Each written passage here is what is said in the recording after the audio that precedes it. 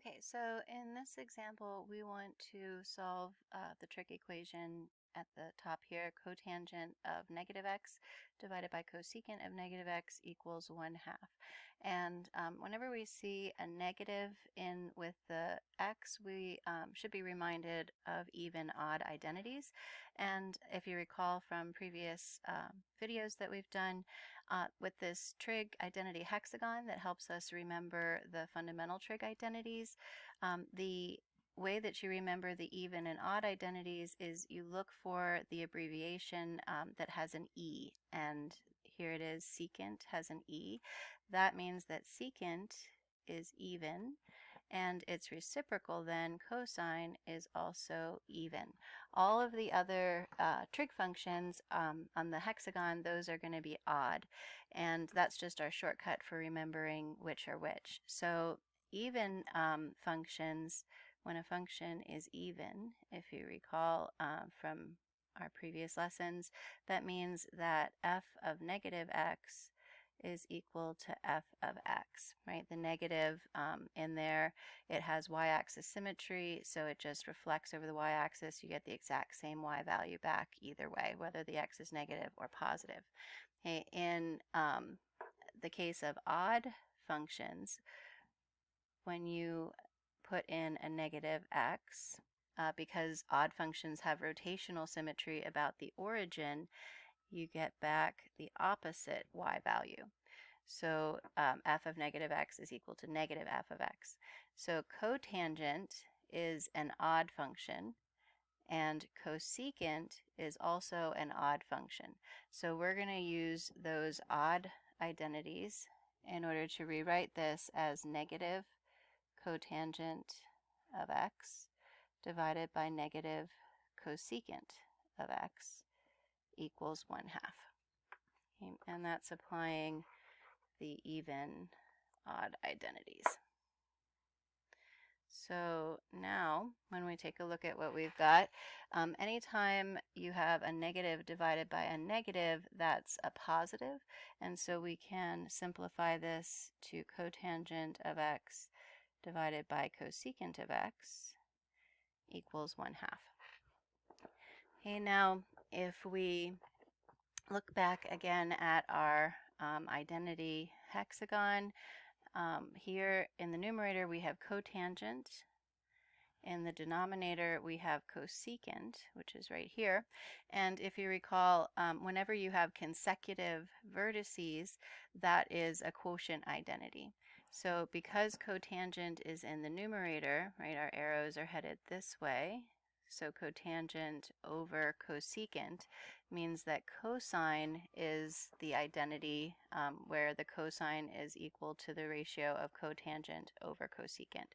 So applying that quotient identity, that the cosine of x is equal to the cotangent of x divided by the cosecant of x, I'm going to go ahead and apply that quotient identity here and rewrite this as cosine of x equals 1/2.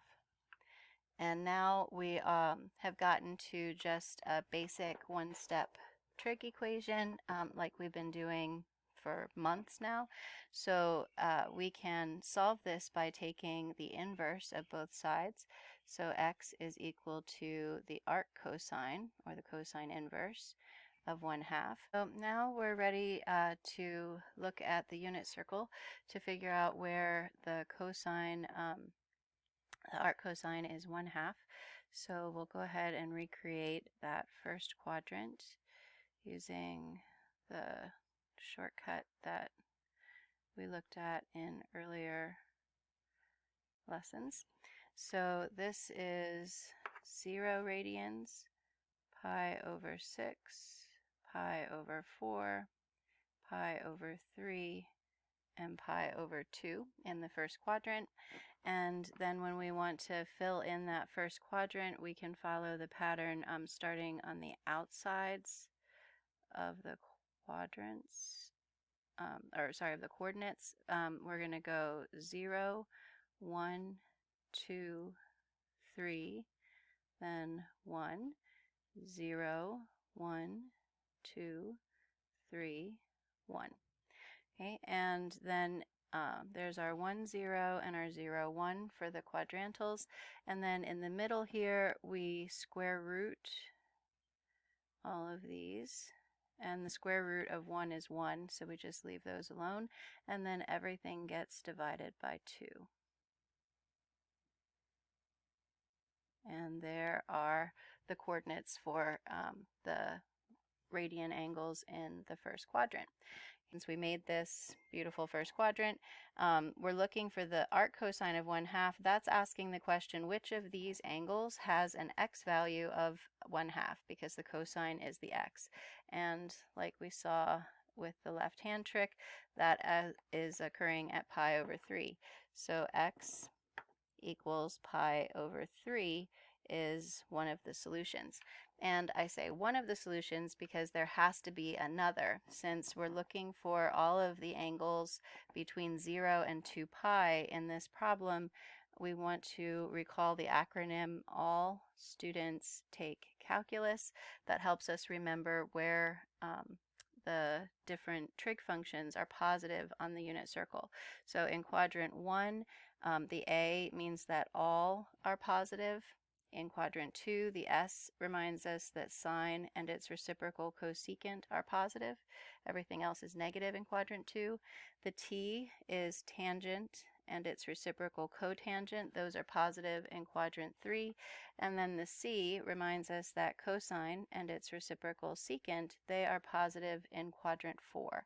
And since we're looking for an angle that has a positive cosine, we're going to look for it in quadrant 4. So we already found the quadrant 1 angle here was pi over 3. And this is one whole lap around the circle is 2 pi, so this would be 6 pi over 3. And to get back from 6 pi over 3 into the fourth quadrant, we're going to use that reference angle, and since we're going to go clockwise, we subtract. So 6 pi over 3 minus pi over 3 is 5 pi over 3. And so our second solution to this equation is 5 pi over 3. Now we're going to use the graphing calculator to check and make sure that worked and we didn't make any mistakes. So we go to the mode and make sure that we're in radian mode. And then we're going to store this value, pi over 3, into the calculator. So pi over 3 store is up above on, and then x, press enter. And then we're going to type in our original equation just like we see it up here at the top. Now this is going to be a little bit tricky because there is no button on the calculator for cotangent and there's no button for cosecant. So we're going to have to use reciprocal identities in order to enter those in the calculator. So alpha y equals number 1 gets me a fraction template, and cotangent is the reciprocal of tangent on my Trig Identity Hexagon. So I'm going to need another fraction in my numerator. So I'm going to enter the reciprocal of cotangent, that's 1, and then in the denominator I have a negative tangent of negative x. Right, so 1 over 1 over negative tangent of negative x is in my numerator. That's my my positive cotangent of x. So let me go back and get rid of that negative. There we go. So cotangent of negative x is 1 over tangent of negative x. Now in the denominator, I need another fraction. So alpha y equals number 1. Cosecant, we see on the hexagon here, is the reciprocal of sine.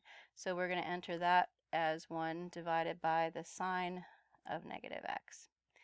Okay, and then we arrow out, and we want to check that that is equal to 1/2. So second math, and then number 1 gets us the equal sign, and we want another fraction, and we want to show that that is equal to 1/2. So in the calculator here, I'll lift it up so you can see it a little better. We have stored pi over 3 as the x. We used the reciprocal identities for cotangent and for cosecant, since there are no buttons on the calculator for those trig functions. And then we entered an equal sign and 1/2. Whenever you use that equal sign from the test menu, that's asking the calculator to check this. So it's going to substitute in pi over 3 for these x's, and if it checks, it'll return a 1, and if it doesn't check, it'll return a 0. So we press enter, and we get a 1. So we know that this answer of pi over 3 works. Now we're going to check 5 pi over 3, and we'll do that by typing in 5 pi divided by 3, hit the store button, and store that as x. Now we don't have to retype that whole equation again. We just arrow up till it's highlighted, press enter, and again we get a 1, and so 5 pi over 3 also checks. Okay, so hope that helps answer any questions that you had about that problem.